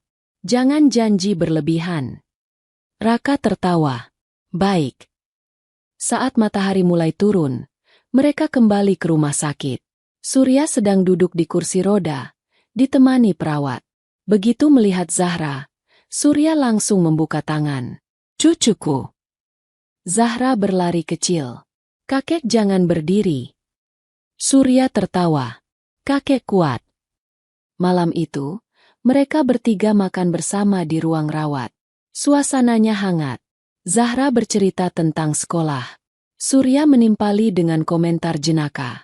Raka melihat ayahnya tertawa lepas. Sesuatu yang jarang ia lihat bahkan di masa lalu. Namun di balik kehangatan itu, bayangan lama mulai bergerak. Di luar rumah sakit, seorang wanita berdiri memperhatikan dari kejauhan.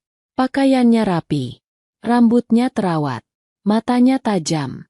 Namanya Aurelia Maheswari. Wanita yang pernah keluar dari restoran dengan air mata. Wanita yang merasa harga dirinya diinjak. Ia menatap ke arah jendela ruang perawatan. Melihat bayangan seorang gadis kecil tertawa bersama dua pria.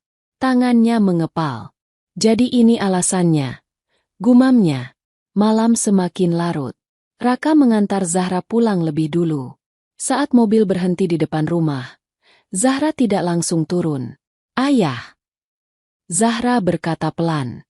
Ayah jangan pergi lagi. Raka menoleh. Ayah tidak pergi. Zahra menatapnya lekat. Benar. Raka mengangguk. Benar. Zahra turun dan masuk rumah. Raka duduk sebentar di dalam mobil, menatap rumah kecil itu. Untuk pertama kalinya, ia merasa takut kehilangan sesuatu yang baru saja ia miliki. Di sisi lain kota, Aurelia duduk di apartemen mewahnya. Telepon di tangannya menyala. Ia menekan satu nomor. Ayah. Suaranya dingin. Aku ingin bicara. Di rumah sakit, Surya terbangun di tengah malam. Ia menatap langit-langit, lalu tersenyum pelan. Namun jauh di lubuk hatinya, ada firasat yang tidak bisa ia jelaskan. Karena setiap rahasia yang terungkap, selalu diikuti oleh ujian baru. Dan ujian itu sedang dalam perjalanan. Pagi itu, udara di rumah sederhana Laras terasa lebih berat dari biasanya. Bukan karena cuaca, melainkan karena perasaan yang tidak bisa dijelaskan. Zahra duduk di depan cermin kecil, merapikan rambutnya sendiri. Seragam baru dari ayahnya tergantung rapi di kursi. Hari ini ia akan mendaftar sekolah. Sesuatu yang selama ini hanya ia lihat dari jauh. Laras berdiri di ambang pintu kamar, memperhatikan putrinya diam-diam. Matanya berkaca-kaca, tapi bibirnya tersenyum tipis. Kamu cantik. Laras berkata pelan. Zahra menoleh. Ibu lebay. Laras tertawa kecil. Ibu serius. Di ruang tamu, Raka menunggu sambil berdiri. Jas kerjanya sudah rapi. Wajahnya tenang. Tapi pikirannya tidak sepenuhnya di sana. Kalimat Arman kemarin terus terngiang di kepalanya. Banyak mata yang mengamati. Raka menoleh saat Laras dan Zahra keluar. Siap. Zahra mengangguk mantap. Mereka berangkat bertiga. Dan tanpa mereka sadari, dari kejauhan, sebuah mobil hitam berhenti sejenak, memperhatikan. Di dalam mobil itu, Aurelia Maheswari duduk dengan wajah dingin. Matanya mengikuti setiap gerakan Raka dan gadis kecil di sampingnya. Anak, gumamnya pelan. Jadi ini yang membuatku terlihat seperti lelucon. Di sekolah, proses pendaftaran berjalan lancar. Kepala sekolah menyambut dengan ramah. Apalagi setelah mengetahui siapa Raka. Namun Raka tidak menggunakan pengaruhnya. Ia meminta semuanya diperlakukan normal. Zahra duduk di kursi kecil. Kakinya tidak sampai ke lantai. Ia menjawab pertanyaan dengan jujur dan sopan. Beberapa guru tersenyum melihat caranya berbicara yang lugas. Kamu ingin belajar di sini? Tanya seorang guru. Zahra mengangguk. Iya. Zahra ingin pintar. Jawaban itu sederhana, tapi membuat ruangan sejenak hening. Saat mereka keluar dari sekolah, Zahra melompat kecil. Ayah, Zahra diterima. Raka tersenyum lebar. Ayah tahu. Laras menutup mulutnya, menahan tangis. Namun kebahagiaan itu tidak berlangsung lama. Siang hari, Raka kembali ke kantor. Dan di sanalah dunia lamanya benar-benar mengetuk. Sekretarisnya mengetuk pintu dengan wajah tegang. Pak, tamu Anda sudah menunggu. Tidak mau pergi. Siapa? Raka bertanya tanpa menoleh. Aurelia Maheswari. Raka terdiam. Ia menghela napas panjang. Biarkan masuk. Pintu terbuka. Aurelia melangkah masuk dengan langkah mantap. Wajahnya rapi. Senyumnya tipis namun dingin. Kita perlu bicara, katanya tanpa basa-basi. Raka menunjuk kursi. Silakan. Aurelia tidak duduk. Aku dengar ayahmu sakit. Lalu tiba-tiba ada cucu. Raka menatapnya lurus. Itu urusan pribadiku. Aurelia tersenyum miring. Sayangnya, namamu terlalu besar untuk disebut urusan pribadi. Raka berdiri. Apa yang kamu mau? Aurelia mendekat. Aku mau kejelasan. Aku dipermalukan. Dan sekarang semua orang tahu kau punya anak. Raka menahan emosi. Aku tidak pernah menjanjikan apapun padamu. Tidak. Aurelia mengangguk. Tapi ayahmu. Nama Surya disebut. Dan itu membuat Raka semakin waspada. Ayahku sedang pemulihan. Raka berkata tegas. Jangan libatkan dia. Aurelia tertawa kecil. Terlambat. Ia mengeluarkan ponsel, memperlihatkan beberapa pesan. Nama ayahnya muncul di layar. Raka menatap tajam. Apa yang kamu lakukan? Aku hanya bicara. Aurelia menjawab ringan. Tentang masa depan. Tentang nama baik. Raka mendekat satu langkah. Jangan sentuh keluargaku. Aurelia menatapnya tanpa gentar. Keluarga. Kata itu diulang dengan nada sinis. Apa gadis kecil itu tahu betapa besar dunia yang akan menyeretnya? Aurelia melanjutkan. Kau pikir semuanya akan berjalan mulus? Raka mengepalkan tangan. Pergi. Aurelia tersenyum tipis. Aku akan pergi. Tapi cerita ini belum selesai. Ia berbalik dan melangkah keluar, meninggalkan udara dingin di ruang kerja itu. Sore hari, Raka langsung menuju rumah sakit. Ia harus memastikan ayahnya tidak diganggu. Surya sedang duduk membaca koran ketika Raka masuk. Zahra duduk di lantai, menggambar sesuatu. Laras berdiri di dekat jendela. Ada apa? Surya langsung bertanya. Raka menahan sejenak. Aurelia datang. Surya terdiam. Koran diturunkan perlahan. Dia bicara apa? Suara Surya datar. Hal yang tidak perlu. Raka menjawab. Surya menghela napas panjang. Ayah minta maaf. Raka menoleh. Ayah tidak salah. Surya tersenyum pahit. Ayah terlalu keras memaksamu. Tanpa sadar, ayah membuka pintu bagi orang-orang yang salah. Zahra menoleh. Kakek sedih. Surya tersenyum dan mengulurkan tangan. Tidak, kakek cuma berpikir. Zahra berdiri, lalu memeluk Surya erat. Kalau ada orang jahat, Zahra usir. Semua terdiam, lalu tertawa kecil. Namun malam itu, ketika Zahra tertidur di sofa rumah sakit dan Laras tertidur kelelahan, Surya memanggil Raka mendekat. Dengar. Surya berkata pelan. Apapun yang terjadi nanti, lindungi mereka. Raka mengangguk. Aku akan. Surya menatap putranya lama. Kau tidak sendiri lagi. Jangan hadapi dunia dengan cara lamamu. Raka menelan napas. Di luar rumah sakit, hujan turun pelan. Lampu-lampu kota memantul di aspal basah. Dan jauh di tempat lain, Aurelia berdiri di depan jendela apartemennya, menatap hujan dengan mata dingin. Kalau aku jatuh, gumamnya, kalian juga tidak akan berdiri dengan tenang. Sementara itu, di ruangan rumah sakit yang hangat, Zahra bergumam dalam tidurnya. Kakek, ayah, ibu. Sebuah keluarga yang baru terbentuk, belum sepenuhnya kuat, kini berdiri di ambang ujian yang lebih besar. Dan badai itu, perlahan, mulai mendekat. Hujan turun sejak pagi. Tidak deras, namun cukup membuat langit tampak labu dan udara terasa lebih berat. Raka berdiri di depan jendela ruang kerja rumah sakit, menatap halaman yang basah, sementara pikirannya berlari jauh kemana-mana. Ucapan Aurelia kemarin masih tertanam di kepalanya. Tentang nama baik, tentang masa depan, tentang dunia besar yang tidak pernah benar-benar ramah. Di belakangnya, Surya Pratama tertidur setengah duduk. Napasnya sudah jauh lebih stabil. Wajahnya tidak lagi pucat seperti hari-hari pertama. Namun garis usia dan kelelahan tetap jelas terlihat. Zahra duduk di kursi kecil, menggambar dengan krayon. Gambar rumah. Gambar 3 orang berdiri di depannya.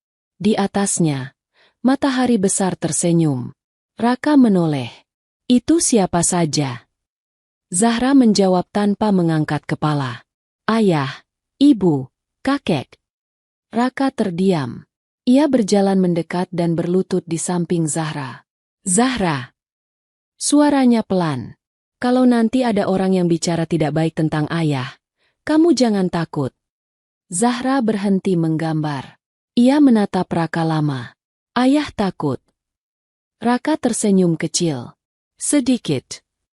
Zahra mengangguk. Zahra juga takut dulu.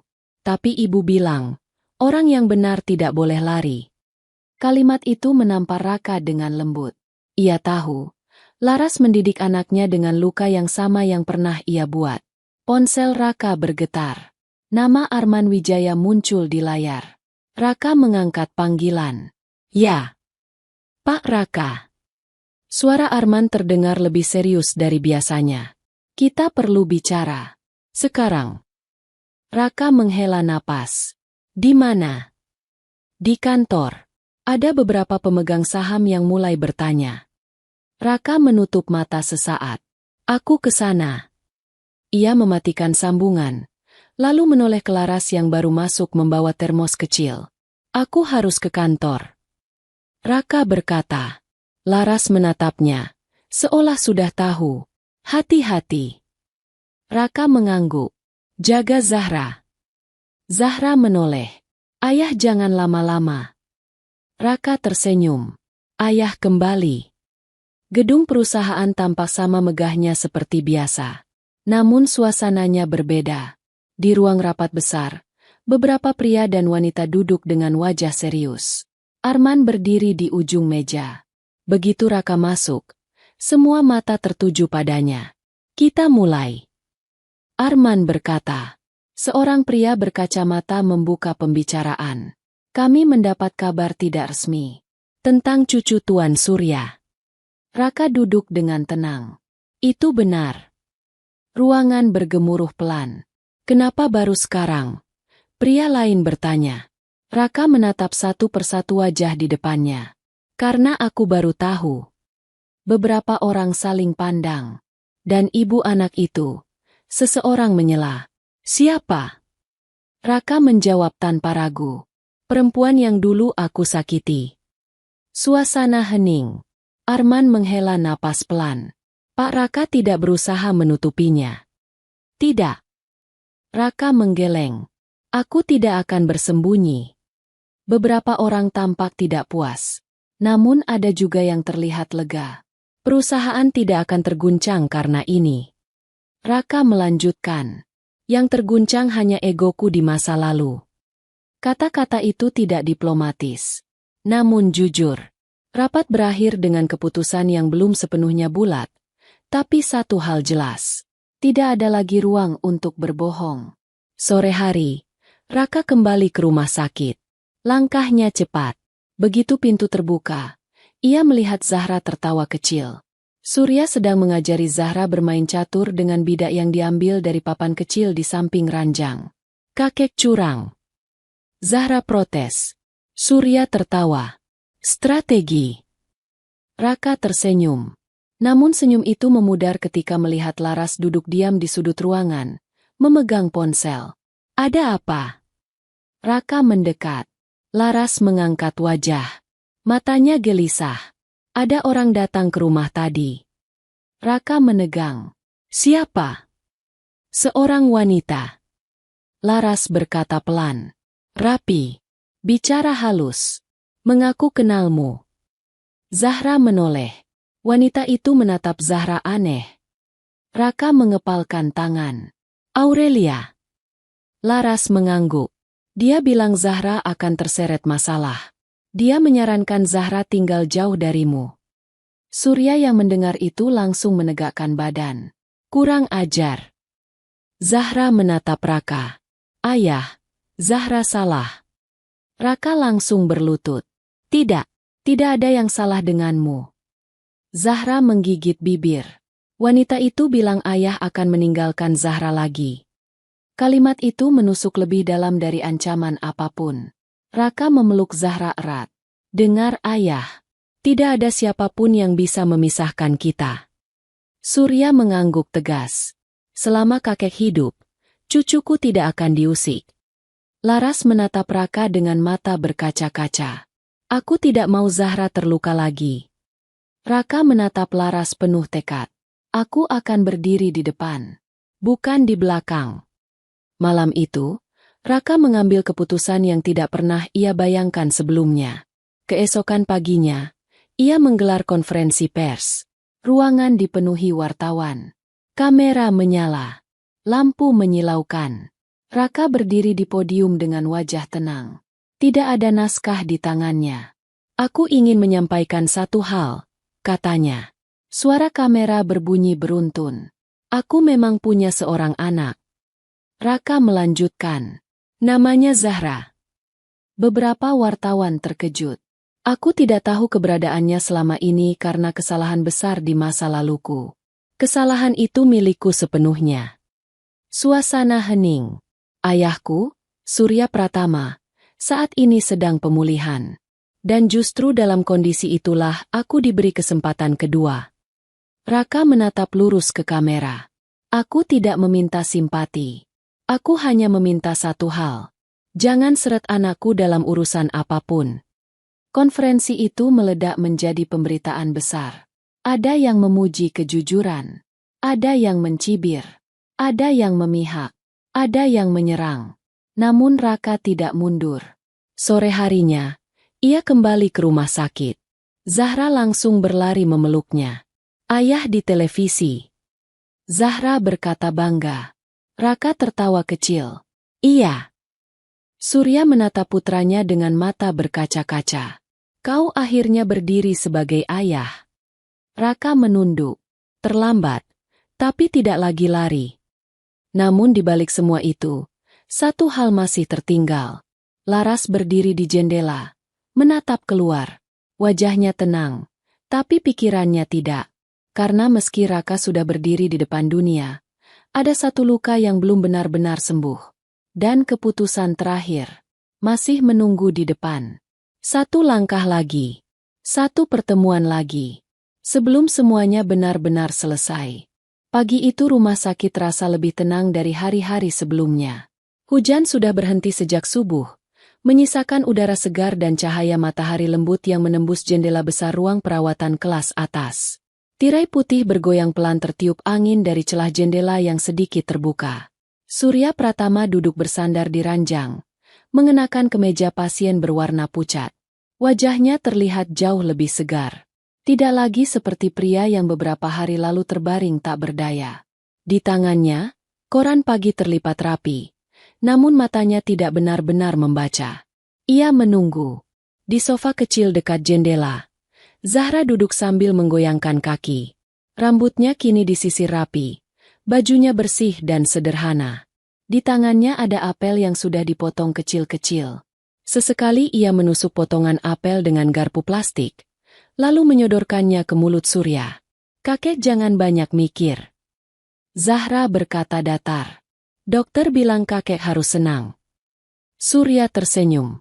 "Kakek senang kalau cucu di sini." Zahra mendengus kecil. "Berarti kakek harus sehat terus." Di dekat pintu, Laras berdiri diam. Tangannya memegang tas kecil berisi pakaian Zahra. Wajahnya tenang, namun matanya menyimpan kegelisahan yang tidak sepenuhnya hilang. Ia menatap Zahra dan Surya dengan perasaan yang bercampur aduk. Hangat, namun juga takut. Tak lama kemudian, pintu terbuka pelan. Raka masuk. Ia mengenakan kemeja sederhana tanpa jas. Rambutnya rapi, namun wajahnya menunjukkan kelelahan. Bukan kelelahan fisik, melainkan kelelahan setelah berdiri menghadapi dunia dengan jujur. Zahra langsung menoleh. "Ayah." Raka tersenyum dan mendekat. "Kamu sarapan?" "Sudah." Zahra menjawab. "Kakek juga." Surya menatap Raka lama. Tatapan seorang ayah yang tidak lagi memerintah, melainkan mengamati. "Duduk." Raka duduk di kursi dekat ranjang. Hening sejenak menyelimuti ruangan. Bukan hening yang canggung, melainkan hening yang penuh makna. "Ayah sudah dengar semuanya." Surya akhirnya berbicara. "Tentang konferensi pers. Tentang keputusanmu." Raka mengangguk. "Aku tidak mau sembunyi lagi." Surya tersenyum pelan. "Ayah bangga." Kalimat itu membuat dada Raka menghangat. Ia menunduk sedikit, menahan sesuatu yang hampir keluar dari matanya. Surya lalu menoleh ke Laras. "Terima kasih." Laras terdiam, lalu mengangguk pelan. "Saya hanya melakukan apa yang harus saya lakukan sebagai ibu." Surya menghela napas. "Dan itu jauh lebih mulia dari apapun yang pernah ayah lakukan." Zahra memperhatikan mereka satu persatu. "Kenapa semua serius?" Raka tertawa kecil. "Karena hari ini penting." Zahra mengerutkan dahi. "Penting kenapa?" Raka menatap Laras sebentar, lalu menatap Zahra. "Karena hari ini ayah ingin pulang." Zahra membelalak. "Ke rumah Zahra?" Raka mengangguk. "Kalau ibu mengizinkan." Semua mata tertuju pada Laras. Laras menggenggam tas di tangannya lebih erat. Ia menatap Zahra, lalu menatap Raka. Wajah Raka kini tidak lagi dingin seperti dulu. Ada kerendahan hati yang tidak pernah ia lihat sebelumnya. "Aku tidak minta kau melupakan masa lalu." Raka berkata pelan. "Aku hanya minta kesempatan untuk menebusnya." Zahra mendekat ke Laras dan menggenggam tangannya. "Ibu." Laras menutup mata sejenak. Napasnya ditarik dalam. "Pulanglah." Laras akhirnya berkata. "Tapi jangan mengulang kesalahan yang sama." Raka berdiri. "Aku tidak akan." Zahra langsung tersenyum lebar. "Berarti ayah tinggal sama Zahra?" Raka mengangguk. "Iya." Surya tertawa pelan. Rumah itu akhirnya ramai. Beberapa hari kemudian, Surya diperbolehkan pulang dari rumah sakit. Berita itu disambut kegembiraan kecil yang hangat. Tidak ada pesta besar. Tidak ada sambutan mewah. Hanya sebuah mobil yang menjemput. Dan satu keluarga yang berjalan bersama. Rumah Surya yang dulu terasa sunyi kini kembali dibuka. Tirai dibuka. Jendela dibersihkan. Meja makan panjang yang lama tak terisi kini kembali digunakan. Zahra berlari ke sana kemari. Menjelajahi rumah besar itu dengan mata berbinar. Kakek, kamarnya banyak. Surya tertawa. Pilih satu. Zahra menoleh ke Raka. Ayah ikut pilih. Raka tersenyum. Terserah kamu. Laras berdiri di ambang pintu, memperhatikan semuanya. Ada rasa canggung, namun juga rasa aman yang perlahan tumbuh. Pria yang dulu menyebutnya tukang selingkuh kini telah berubah. Dan itu semua berkat putrinya. Pernikahan mereka tadi sederhana tapi sangat sakral. Malam pertama mereka makan bersama di rumah besar itu terasa sederhana. Masakan rumahan. Tidak ada menu mahal. Tidak ada pembicaraan berat. Zahra bercerita tentang sekolah barunya. Surya menyela dengan candaan kecil. Raka sesekali salah saat menuap makanan dengan tangan, membuat Zahra tertawa. Ibu. Zahra berkata tiba-tiba. Ayah lucu. Laras tersenyum kecil. Iya. Raka menggaruk kepala. Ayah masih belajar. Zahra mengangguk bijak. Tidak apa-apa. Hari-hari berlalu dengan ritme baru. Raka kembali bekerja, namun selalu pulang lebih cepat. Laras mulai menata hidup tanpa rasa was-was. Zahra kembali sekolah dengan semangat. Surya duduk di teras setiap sore, menatap halaman dengan senyum puas.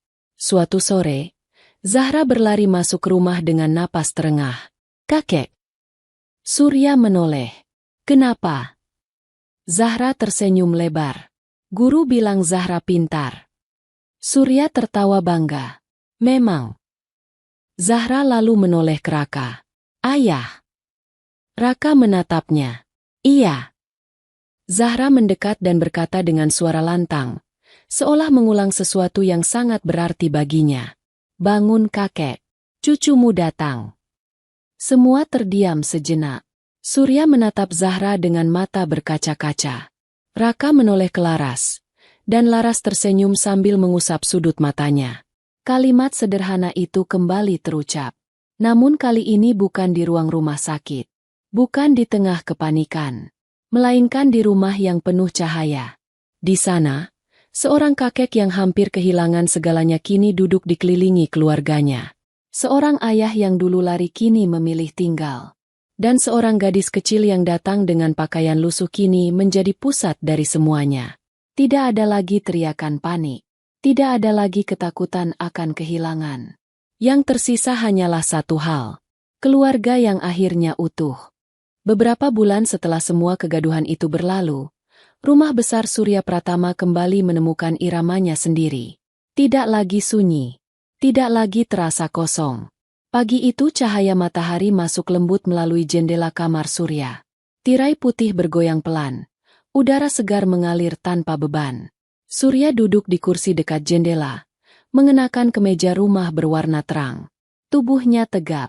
Wajahnya sehat. Tidak ada lagi selang. Tidak ada lagi monitor. Ia benar-benar pulih. Di tangannya ada buku koran yang belum benar-benar ia baca.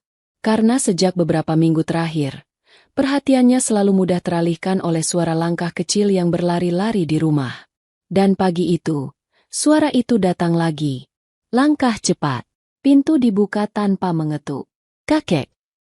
Zahra muncul di ambang pintu dengan napas sedikit terengah. Rambutnya sedikit berantakan. Pipinya memerah karena berlari.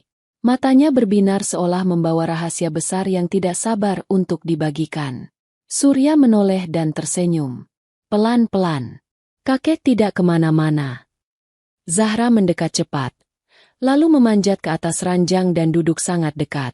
Ia menoleh ke arah pintu, memastikan tidak ada siapapun di luar. Lalu mendekatkan wajahnya ke telinga Surya. Kakek. Zahra berbisik sangat pelan. Nada suaranya penuh keseriusan. Seperti seseorang yang sedang menyimpan harta karun.